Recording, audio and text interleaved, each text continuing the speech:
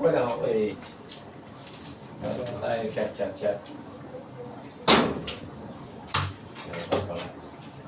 Meron pang chat sa ano. Di ba?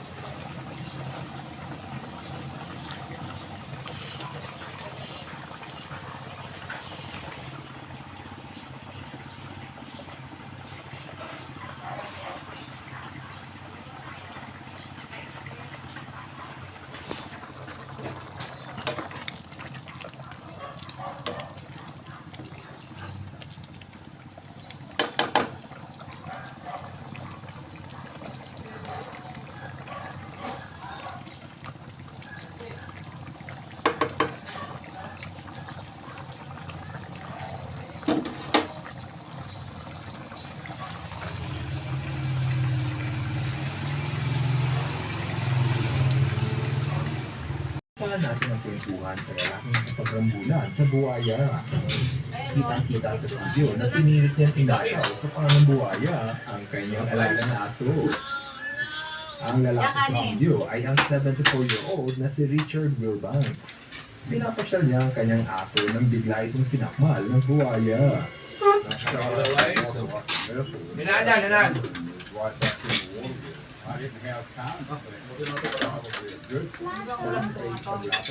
Sabi mo ngayong ulan kasi sobrang hindi ko gusto yan eh. Ang lagkit mo eh. Sa kanyang Yossi. Sa ngayon, ligtas na namumuhay ang kanyang 3-month-old na King Charles Spaniel sa Sibel. Dito sa next video, mapapanood mo ang pagtulong ng mga tao sa baby monkey. Huwag na yan lang! Kasi meron dito eh. Ito lang ako. Diba, yung ano, isda. Sila. Ito na lang. Agad na isinagawa ng mga rescuer ang sasayong operation sa patay ng iloy upang makuha nila ng buhay ang anak nito sa loob ng tiyan. Pagkalipas ng magsising operasyon, Meron na kong nilagay ng kutsara dito lang, pinuha mo. sa loob ng tiyan.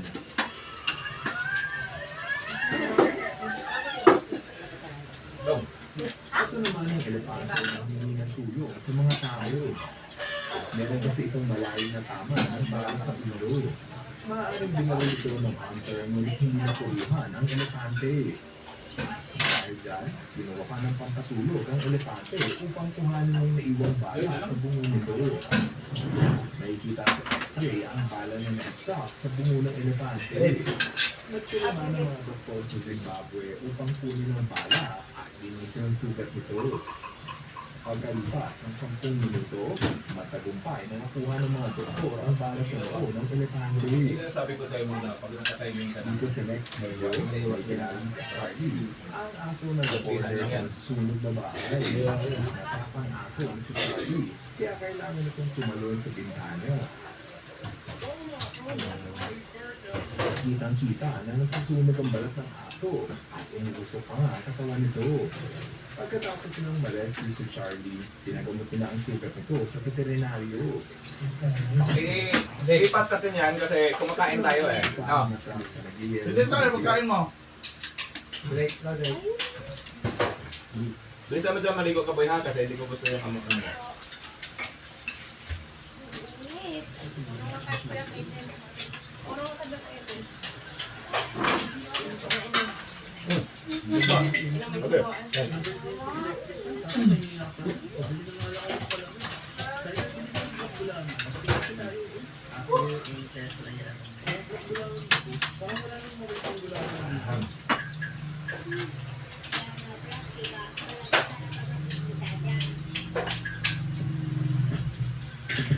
Yung bahay namin noon, gawa ng sayero, yung Kaya pagpatak ng alas 12 ng tanghali, napakainit na, lalo na sa second floor. Sa sobrang init, para kami mga showman na niluluto sa loob ng pugon. Yung pakiramdam mo yung naka-play trial ka na sa Lab, India. magbibig ka ng patito, Lab.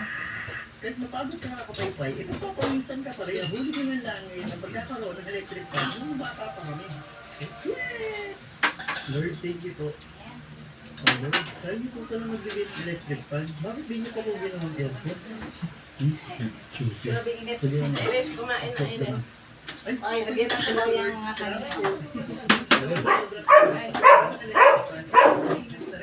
Yung isa sa malamig ba, i-mention ko pa lang di oras. Kung bata ko, ang isa-misa ko sa electric fan namin, ako umaandar yung LC, nilalabas ko yung dila ko. Tapos, sabi ko pala yung electric Kupilos ka na yan sa'yo dyan. Ako kaligayaan ko nun. At siguradong hindi buong channel mo, kung hindi mo naisipang ipasok yung daliri mo sa loob ng electric fan. Pag ginawa ko kaya LC nito sa loob, puputol ba yung daliri ko? Subukan ko nga. Huh? Kapag niligaw siya sa pinakamabisang paraan para maibisan yung panahon. Sigurado akong nakalasan ni Ray ng paliguan sa batsa na makababy pa tayo. Sobrang tumatanda tayo sa bata pa ako. At bukod sa batsa, may hilig din ang magugat sa tubig sa loob ng dala namin. Pero huwag basta-basta gagayahin ito ha. Kaya paalam mo na kayo sa mga magulang niyo. Medyo delikado kasi yan. Baka malungkot pa kayo. Ang ginagawa ko nun, nilubulubog ako sa ilalim ng tubig at pinipigilan ko yung paghinga ko. Kaso ang hirap pala, kaya umaanan din ako agad. Umapadyak din ako sa loob ng drum. Lumalang din ako. Natry ko rin kumanta habang nasa loob ako ng drum. Sabi kasi nila nakaganda raw ng boses. Kapag nagbabay din sa tubig, hindi siya ako gustuin. Kaso, baitik naman. Kapag umiinit ang panahon, sarap kumain na yun.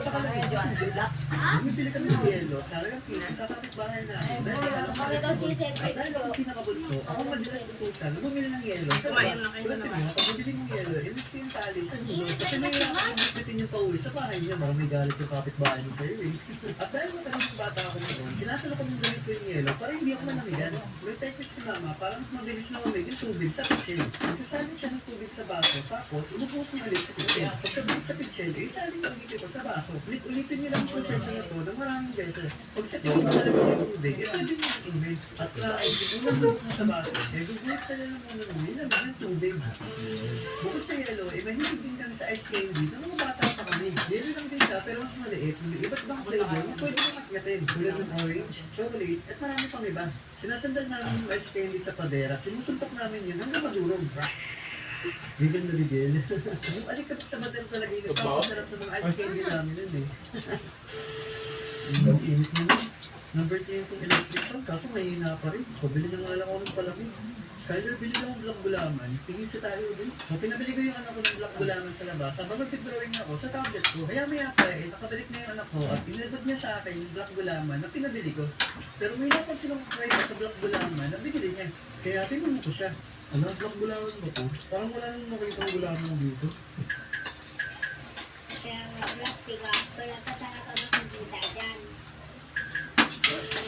Sagot Bilangan ang sumalamig ang isa sa sikat na palamig dito sa atin sa Pilipinas. Pag bigla kang nauhaw, madali mo siya makikita kahit saan. Kadalasan meron ito sa mga palengke, mga karinderya, at kahit sa kanto na sigurado meron din yan. Maalala ko pa nung elementary ako, sa tuwing papasok ako sa school or pauwi galing school, meron kami binabalik-balikan noon ni mama na nagtitindan ng milon sa malamig. Kaya bata pa lang ako, mahilig na talaga ako sa milon. Ang sarap sa milon niya. I mean, yung tindan ng milon sa malamig. Hindi na po. At pati rin ng kabataan namin, si Manny, nagtitinda ng sorbetes na dumadaan sa kalsada namin. Narinig lang namin yung kayo ng ganunalong, ang ganda na kami makainin ng barya sa mama namin. Mama, makapili kami ng ice cream. Minsan kung may pera si mama, ibinibigyan na kami. Pero kapag wala, di na nga. At kapag binigyan kami ni mama ng pambili, hinahabol talaga namin si Manong kahit malayo na. Dirty ice cream ang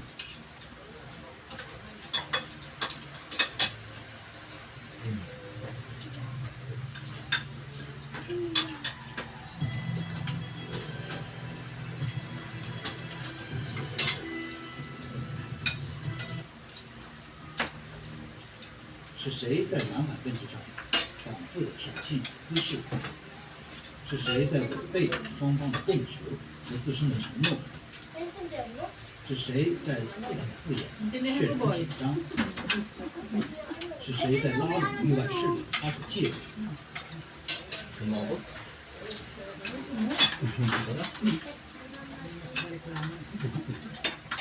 Hindi naman kayo kumakain eh. Mabuti na.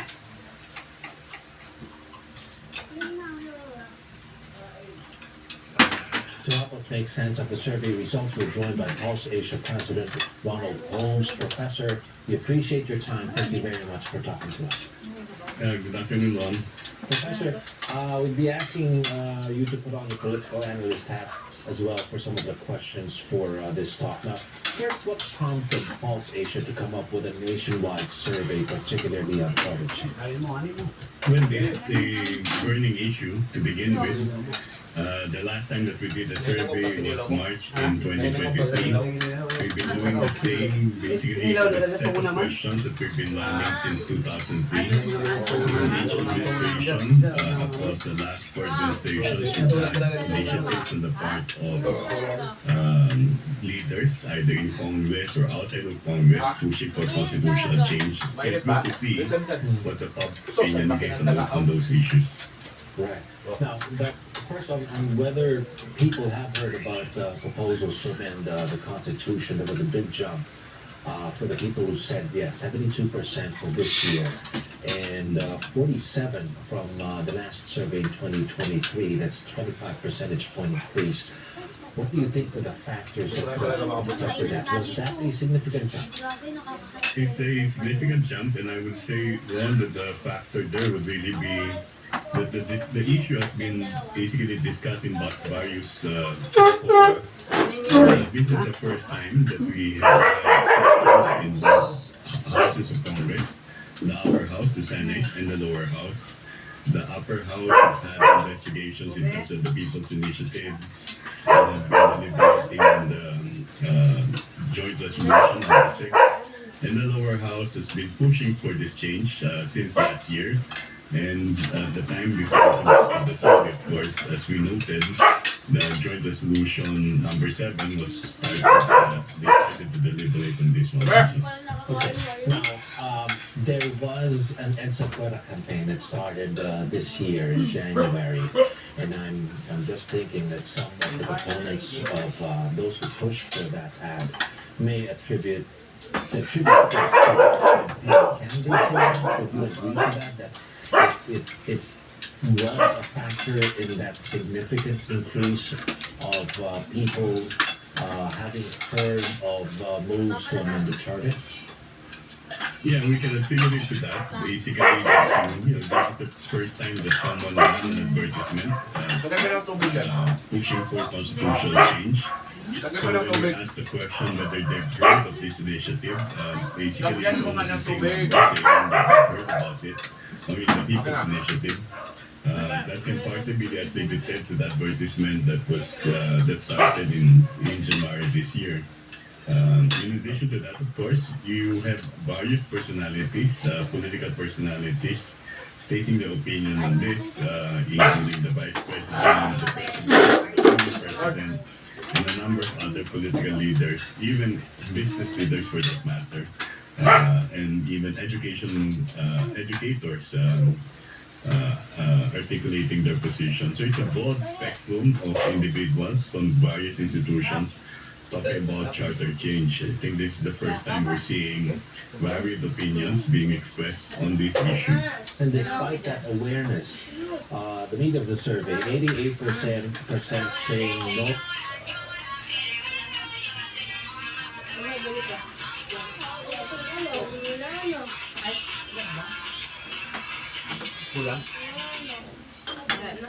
This luxury has thousands of mythical fruits. This one has a breakfast, and this one has every single magic to level 600. And we're gonna start with this chart.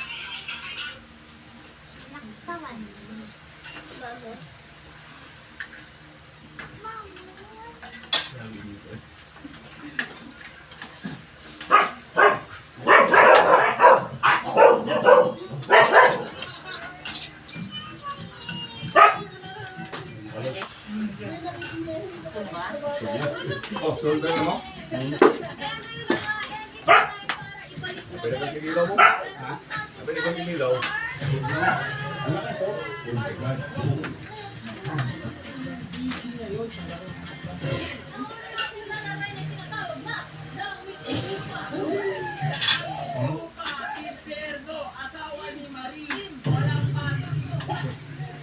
At ang second game natin ay tinatawag na Duck and Alright, so magkakalaman na kung sino ang kaya ng Lupa Inferno.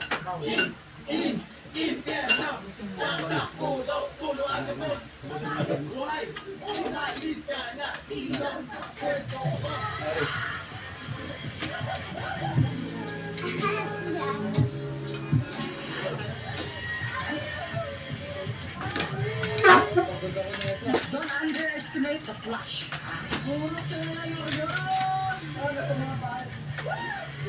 Titimporehan natin yung Ano kinakain mo, boy? Bubble gum? Bubble gum yung kinakain.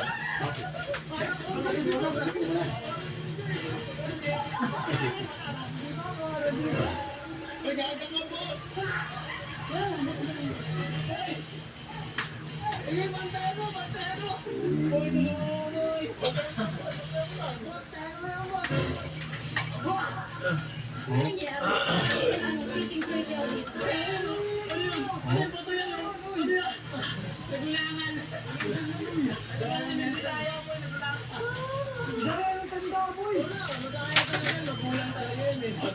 Parang mahirapan ako dito. Aalisin niyo ba ito? Kaya. Kaya.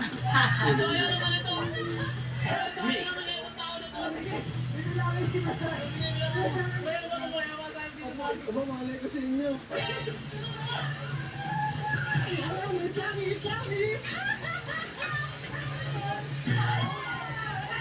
Uli ka na po.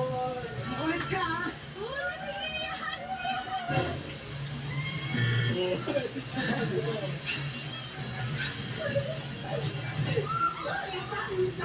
Wala ka na, boss. Sayang, boss. Sayang? Kailangan ka, boss.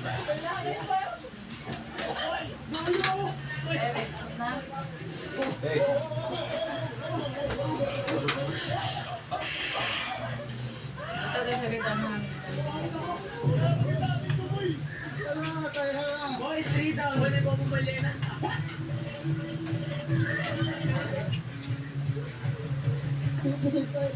Ano? Buli mo sila amin. Kapag mga Bisaya kasi mabibis tumakbo yan. Kaya kailangan ginagamitan nyo ng gulang.